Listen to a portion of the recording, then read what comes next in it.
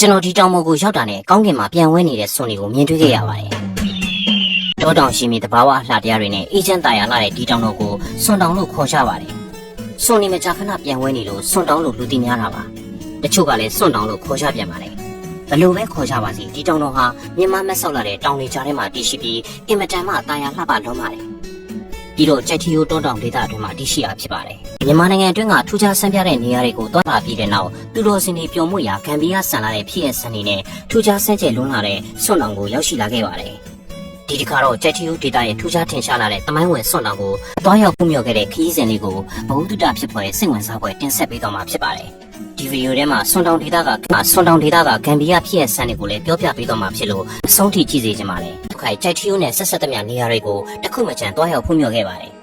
ကြိုက်ချီယိုခီးစဉ်အတွင်းမှာတောင်တန်းညီနောင်ဖျားတွေဖြစ်ကြတဲ့တမိုင်းဝင်ရတိတောင်ဇင်းရန်တောင်ညစင်းတောင်ဝိဆာတောင်စမတောင်တွေအပြင်အခုတင်ဆက်ပြီးမဲ့စွန်တောင်ကိုလည်းရောက်ရှိလာခဲ့ပါတယ်ဒီလိုနဲ့ကျွန်တော်ဟာတောတောင်တဘာဝအလှတရားတွေကိုခန်းစားငေးမောရင်စွန်တောင်ကိုရောက်ရှိလာခဲ့ပါတယ်တောင်ပေါ်ကိုရောက်ရှိလာပြီးလှေကားလေးအတိုင်းတက်သွားမယ်ဆိုရင်တော့ပထမဆုံးဖူးမြော်ရမှာကကညင်အေးမြတ်စွာဘုရားဇေတော်ပဲဖြစ်ပါတယ်ဇေတော်ရဲ့ဘွဲ့နာမည်နဲ့လိုက်ဖက်စွာပဲဒီဇေတော်ကိုဖူးမြော်ရတာကအင်မတန်မှငြိမ်းချမ်းအေးမြလာပါတယ်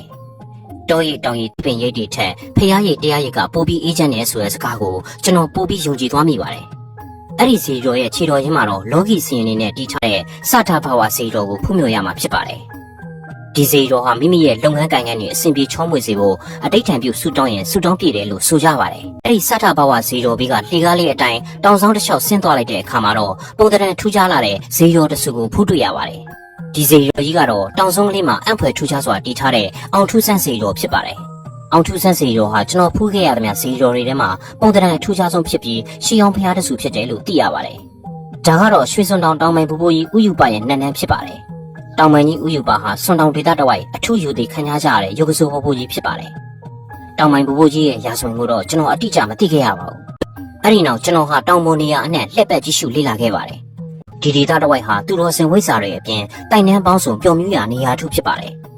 တောင်ပေါ်မှာရိုးရှင်းအေးချမ်းလာတဲ့စွန်တောင်ဆရာတော်သတင်း300ကျောင်းကလေးကိုမြင်တွေ့ရတယ်လို့ကျောင်းကဦးစင်းလေးတွေစိုက်ပျိုးထားတဲ့တီးပင်စားပင်တွေကိုလည်းအခုလိုမြင်တွေ့ခဲ့ရပါတယ်။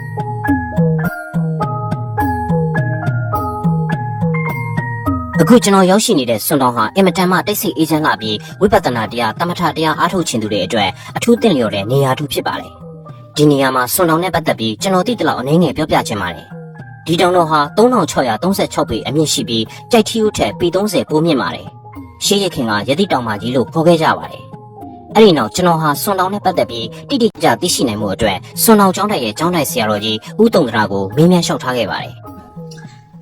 ဟိုဒါယတိတောင်မကြီးတို့လည်းခေါ်တယ်တဲ့။နော်စွန်တောင်တို့လည်းခေါ်တယ်တဲ့။ဆန်တော်စဆွန်တဲ့တောင်ပေါ့နော်။ဒီအဲ့လိုပေါ့နော်ယတိတောင်မကြီးခုခေတ်လည်းတော့စွန်တောင်ခေါ်နေကြမှာနော်။အဲ့ဒါလေးတွေကနောက်ဒီမှာတော့စွန်တောင်လို့တို့ခေါ်တာလေအရင်ကဟိုဒီဟိုဆန်တော်စွန်တို့တိတ်ကရသေးရဒီမှာတည်းတော့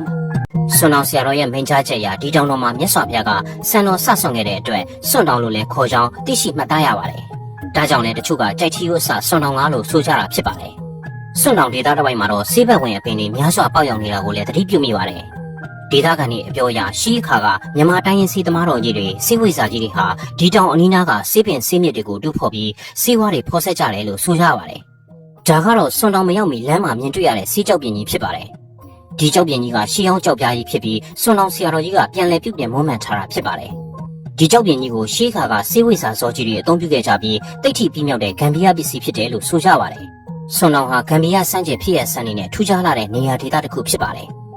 ဒီနေရာတစ်ဝိုက်မှာစကားပြောတာဆိုတာနေတာထိုင်တာတွေကိုအမှားယွင်းမဖြစ်အောင်အထူးပြုစိုက်ကြတဲ့အထိနှက်ကြီးတယ်လို့ဆိုကြပါတယ်။ထူးခြားမှုအနေနဲ့စေဝိဇာတစ်ပါးနဲ့စုံစည်းခဲ့တဲ့အကြောင်းကိုလည်းစွန်တောင်ဆရာတော်ကအခုလိုပြန်လည်မိန့်ကြားခဲ့ပါတယ်။ဒီမှာဦးဇင်းတော်ဖျားလိုက်တယ်။အဲ့နောက်မှပြီးနဲ့3နဲ့တော့ဦးဇင်းတအားဖျားတယ်ကမထားနိုင်ဘူးငါဒုက္ခအဲ့လိုဒီမှာလည်းသိမလားမသိဘူးပေါ့တော်တော်လေးအဲ့တော့ဒီလိုခဏနေမှလည်းမရှိဘူးပြဖျားလေးနဲ့ချက်တော့ကျန်တယ်အောက်မှာဒီလိုကနေအကြောင်းဘာမှသိမရှိဘူး။တော်တော်လေးကိုအခွန်တက်လောက်ပဲခုမှလည်းဖျားတော့အဲ့ဒီရနေဆောင်ကြီးဗျာတဲ့အဲ့ရောပြုတ်ပဲနေဗျာပထမအိမ်မဲလို့တကယ်လို့ဦးဇင်းမေးကြတဲ့ပြောပါဗျာကျင်ပါဗျာအိမ်မဲလို့ဘာလို့လဲဦးဇင်းဟာတယ်ဟာတယ်မောင်ဦးဇင်းကမောင်စင်းဟာတယ်ဦး ဦးဇင်းကလည်းအိမ်မက်လို့တကယ်လို့ဟာမိတယ်ဗျဟာပြီးတော့ဘာလဲမလို့ထဲလိုက်တယ်ထဲလိုက်ပြီးတော့သွားမယ်နောက်တူတော့လို့ဦးဇင်းတတိပြန်ဝင်တာပြန်ဝင်တဲ့ခါကျပြန်စင်းတယ်ဒီနောက်ပဲရောင်လုံးနေပါလေဒီဘက်ကလူမရှိဘူးလို့ဒီဘက်ဒေတာမှာလို့ဒါဘာလို့လဲမသိဘူးလို့လူတွေကလည်းနေတယ်ဒီကိုထုံးပြရတာတယောက်ရှိတယ်ကွာရက်ရှိစီကိုဘောပါတော့အဖေလေသူကလည်းဦးဇင်းနဲ့ခင်တယ်ဦးဇင်းနေမကောင်းဘူးဆိုပြီးတော့သူကလည်းညနေတော့သူကတက်လာဦးဇင်းကလည်းဒီကနေအဲ့ဒါချွေးပါထွက်ပြီတော့လိုက်ကြည့်ရတယ်ထားနိုင်တဲ့အချိန်ကိုရောက်ပါတယ်ဟာကိုတော့လည်းမတွေ့ခဲ့တယ်နားမှာဖူးတယောက်တွေ့ခဲ့တာအမတွေ့တော့ဘုန်းကြီးကနေမကောင်းဆိုလို့လည်းတပည့်တော်ဒီမှာရက်စွပ်ပြုတ်လေးနဲ့မလေးနဲ့လာဟုတ်ဘူးလို့နောက်မှပြောမယ်လို့နည်းနည်းပေါ်တော့ကိုလည်းချွေးပါတိုက်တော်တော်ကောင်းပါတယ်ကနောက်မှပြောမယ်လို့ဆိုတော့အဲ့နဲ့မတွေ့တဲ့နေပြားဆိုရင်သူကလာတဲ့လူပဲသူလာတဲ့အချိန်နဲ့တရားနဲ့ဆိုလမ်းမှာတွေ့ရမယ်ကိုကဒီလိုတွေ့ရပါတော့လမ်းမှာတွေ့ရမယ်ဒီပုဂ္ဂိုလ်ကိုဘယ်ကပုဂ္ဂိုလ်လည်းမသိနိုင်ဘူးကိုစိတ်အဲ့လိုဇဝေဇုံကဖြစ်သွားတယ်ညာအဲ့ဒါတည်းမြို့တော်ကိုရဲ့တပည့်တော်ဒီလေကားဆင်းပြီးကိုပဲနောက်တော့မှာတော့အမွေးတယ်လေးတခုတော့ရလိုက်တယ်ဒီမှာအဲ့တော့လူတော့မတွေ့ဘူးလေနေလို့လာလို့ဆိုအဲ့ညကအိမ်မက်ခါညာအမက်လည်းဆိုတော့ဟုတ်တယ်သူလည်းဘောဦးဇင်းကိုပြောတာမောင်မင်းနဲ့မနေတာဇင်းရနောင်ပါတဲ့ငါဆေးဝိဇ္ဇာရေးတယ်အဲ့နဲ့ငါပေတော့မှသူကလည်းတော့ပေတော့80ပဲရှိရတယ်မင်းလည်းငါလည်းရှင်ရွေးလာကုလို့ရဘာမှမစိုးရင်လည်းအဲ့ဒီကတိတ်ပြီးဖြားနာမရှိတော့ စွန်တောင်ကနေပြန်လည်ထွက်ခွာလာခဲ့ပါတယ်ဒါပေမဲ့လည်းစွန်တောင်ရဲ့တဘာဝအလှတရားတွေတဘာဝလုံးဖြစ်ရဲ့ဆန်အကြောင်းအရာတွေကယနေ့ထိတိုင်ကျွန်တော်ကိုဖန်ဆန်းနိုင်စေဖြစ်ပါတယ်တိတ်ဆိတ်အေးချမ်းလာတဲ့စွန်တောင်ကိုအချိန်ကြီးပြီးရင်နောက်တစ်ခေါက်လောက်ထပ်မံသွားရောက်ချင်မှကြောင်းတင်ဆက်လိုက်ရပါတယ်နောက်ထပ်ဗီဒီယိုတွေမှာထပ်မံဆုံတွေ့ကြအောင်ပါ ဗီဒီယိုလေးကိုအဆုံးထိကြည့်ပေးကြလို့ကျေးဇူးပါ